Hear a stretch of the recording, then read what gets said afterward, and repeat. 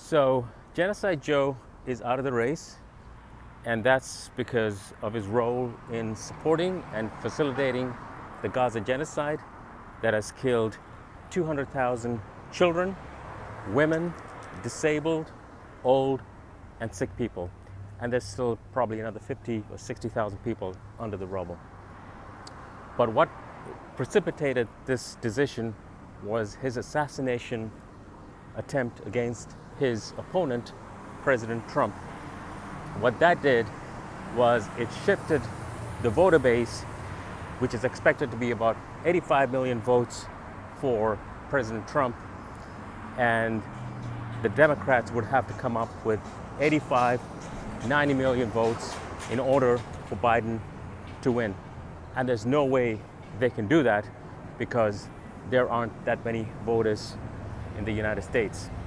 So the people running the country, which is not Biden, it's unelected people that are running the country, decided that their odds of winning are just as great just putting a no-name candidate, and that's what they elected to do.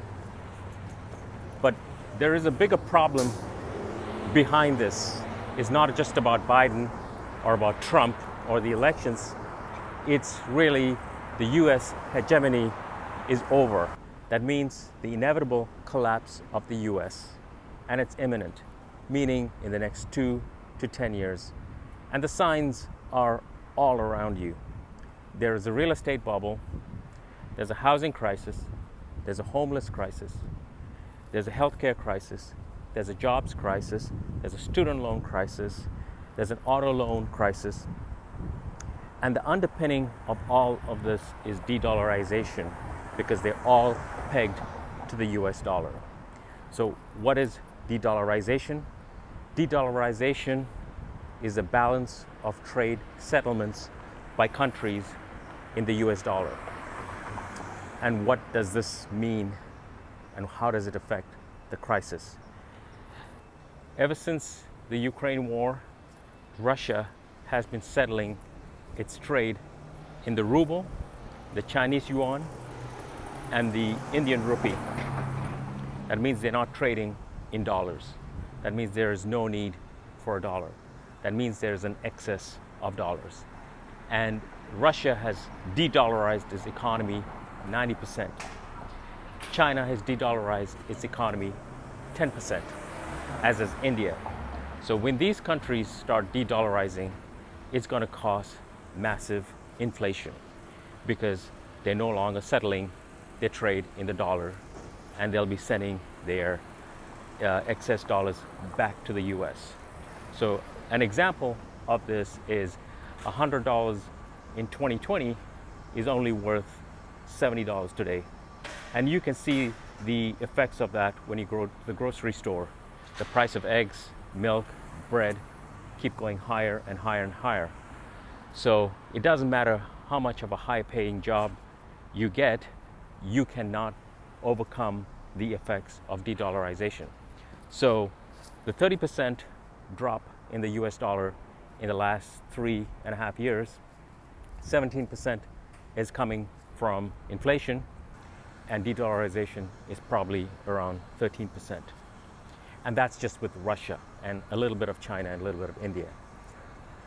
And India and China have only de-dollarized 10%, and Russia has de-dollarized 90%.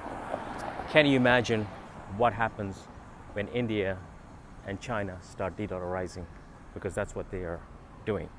So they will be sending the excess dollars into the United States because they don't need to trade in the dollar or settle in the dollar.